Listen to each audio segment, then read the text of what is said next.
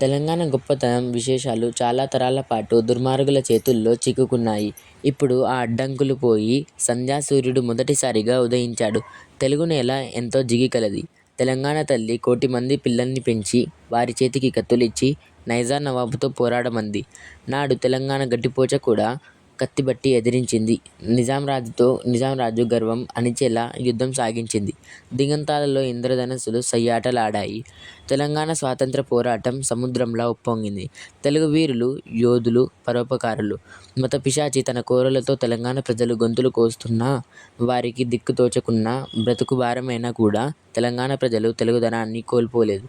యుద్ధంలో రుద్రాదులు మెచ్చుకునేటట్లు వారు విజయం సాధించారు. కాకతీయులు కంచుగంట మ్రోగినప్పుడు శత్రువులు కలవరపడ్డారు. రుద్రమాదేవి కాలంలో తెలుగు జెండాలు ఆకాశంలో రెపరెపలాడాయి.